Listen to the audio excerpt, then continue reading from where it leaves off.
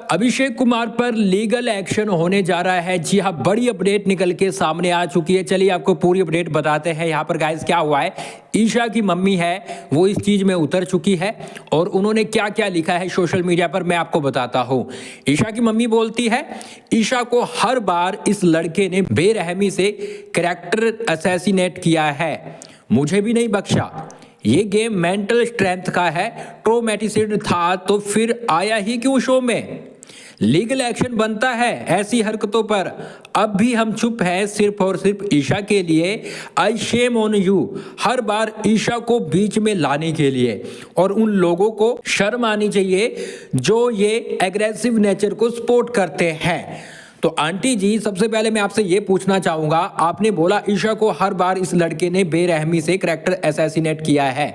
मुझे आप ये बताइए, कल का एपिसोड, परसों का एपिसोड और पिछले हफ्ते का एपिसोड उठाकर देख लो, अभिषेक आता है या फिर ईशा बीच में घुसती है। रात का एपिसोड ही देख लो, अगर आपने ध्यान से देखा होगा, अभिषेक किचन में बैठा था, वो यहाँ पर कुछ भी नहीं कर रहा था, ना कुछ बोल रहा था, शांत बैठा था लड़का। यहाँ पर समर्थ आता है, समर्थ आने के बाद उसको पोक करता है, उसको ताने मारता है, उसको छेड़ने की कोशिश करता है। और यहाँ पर फिर उसके बाद अभिषेक आता है कि हाँ भैया बोल, बता क्या कहना चाहता है। फिर ये झगड़ा होता है। अब इन दोनों का झगड़ा हो रहा है, बीच में कौन कूदती है? ईशा कूदती है, आपकी लड़की कूदती है। यहाँ पर अभिषेक नहीं गया ईशा के पास, ईशा बीच में आती है। और बीच में आती है, फिर वो कहती है कि भैया क्लोस्ट्रोफोबिक है ना तुम्हें, तुम एक्टिंग करके दिखाओ, टीवी तोड़ के दिखाओ, ये करो वो करो। तो ये है कहीं ना कहीं पहले ईशा बोलती है। तो आप ये जो बात बोल रहे हो ना कि बेरहमी से कैरेक्टर असैसिनेट कर रहा है, तो ईशा बीच में पहले घुस रही है, उसके बाद ये चीजें हो रही है। और सिर्फ अभिषेक नहीं कर रहा, ईशा भी जबरदस्त तरीके से कर रही है। ईशा भी पापा पे जा रही है, मम्मी पे जा रही है। यहाँ पे दो पर्सन एक साइड से है, एक साइड से अकेला पर्सन है, तो आगे पीछे उसको टोंट मारा जा रहा है, आगे पीछे उसको कहीं ना कहीं पोक किया जा रहा है। ये चीजें हो रही है। दूसरा आपने बोला मुझे भी नहीं बख्शा, ये गेम मेंटल स्ट्रेंथ का है, ट्रोमेटिसिड था तो फिर आया ही क्यों शो में। अच्छा मुझे एक बात बताइए, ठीक है आपको नहीं बख्शा, यहां पर मैं ये बात मानता हूं कि ठीक है दोनों ही कर रहे हैं, लेकिन यहां पर आप ये बात नहीं कह सकते कि मुझे नहीं बख्शा, क्योंकि ईशा भी सेम कर रही है। ईशा भी उसके पेरेंट्स पे गई है, ईशा भी उसका बाहर की चीजें लेकर आई है। ये क्लोस्ट्रोफोबिक है, ये कहां से आया? ये ईशा ही तो उठा रही है, ईशा ही तो उठा रही है कि भैया इलाज पूरा नहीं करवाया, यहाँ पे आया, तो ये ईशा ही तो कर रही है। फिर आप बोल रहे हो कि ट्रोमेटिसिड था तो शो में आया ही क्यों। अच्छा ठीक है, आपको नहीं पता था कि अभिषेक आ रहा है? अगर आपको उसका कैरेक्टर असैसिनेट इतना ही दिख रहा था तो आप शो में ना भेजते, क्योंकि आपको भी तो पता था ना अभिषेक आएगा, तो फिर आपको भी तो सब कुछ पता ही था। फिर आप ये चीजें दोनों तरफ से बोल रहा है, एक तरफ बोल रहे कि क्यों आया और अपनी बेटी को भेज दिया, जब पता था कि अभिषेक जाएगा, ये चीजें होगी, तो ये चीज का तो आपको तो पहले से ही पता था कि क्या क्या हो चुका है, उसके बाद ना भेजते अपनी बेटी को। तो यहाँ पर ये चीजें जो बोली जा रही है ना, ये मुझे सही नहीं लगी।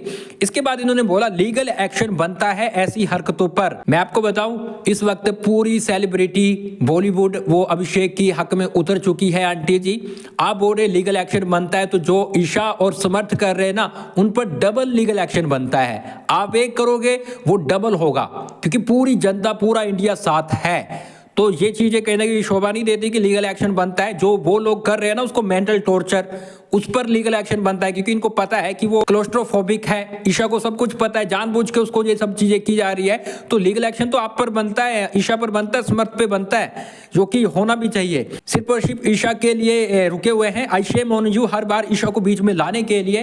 तो आंटी जी ईशा खुद आती है, अभिषेक नहीं लाता, ईशा खुद कूदती है। और काफी बार देखा कि ईशा जाकर खुद उससे बात भी करती है, पीछे पीछे भी रहती है, और उसके बाद फिर लड़ाई होती है, झगड़ा होता है। जबकि समर्थ समझा चुका है ईशा को, उसके बाद भी ईशा बार बार जाती है अभिषेक के पास। तो आप आंटी जी अच्छे से एपिसोड देखिए, तब आपको समझ आएगा। और उन लोगों को शर्म आनी चाहिए जो ये अग्रेसिव नेचर को सपोर्ट करते हैं। मुझे सच में यार शर्म आ गई, मैं वीडियो बंद करने जा रहा हूं, क्योंकि कहीं ना कहीं इनको लगता है कि यार अग्रेसिव नेचर है। मुझे तो भैया समर्थ और ईशा का भी अग्रेसिव नेचर लग रहा है, लेकिन फिर भी आंटी ने कहा शर्म आनी चाहिए, तो मुझे शर्म आ गई है। गाइस आपको भी शर्म आई है? कमेंट बॉक्स में जरूर बताइएगा। और क्या कहना चाहोगे इस पर कमेंट बॉक्स में लिख डालिए। किस पर लीगल एक्शन होना चाहिए लिख डालिए। और गाइस अभिषेक ने बड़ा कमाल कर दिया है, अभिषेक ने मुनव्वर को पीछे छोड़कर नंबर 1 की पोजीशन हासिल कर ली है। क्या विनर बनेगा? लिख डालिए। और इसके साथ गाइस आप हमें फॉलो और सब्सक्राइब कर ले।